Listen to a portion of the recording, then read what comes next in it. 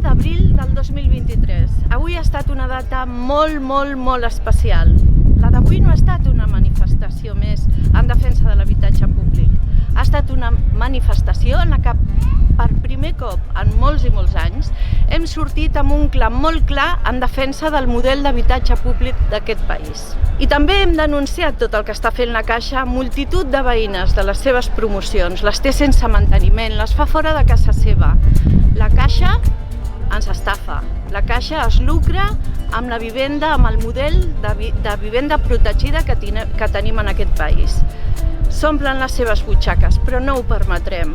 La manifestació d'avui ha estat un pas més en aquest procés, però continuarem, seguirem lluitant perquè el dret a l'habitatge ja no sigui un negoci, per desmercantilitzar-lo.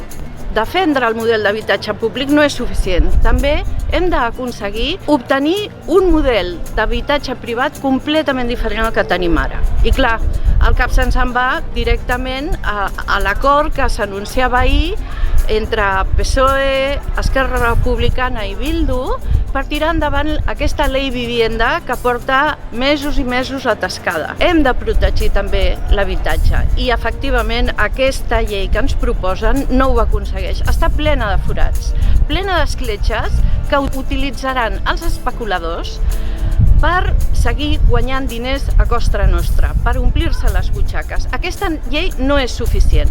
I què els hi hem demanat als polítics? A tots els partits polítics sense distincions, que utilitzin el poc temps que queda abans que s'aprovi la llei per corregir totes aquestes escletxes i que per fi puguem tenir un habitatge digne i a l'alçada de les necessitats de tothom.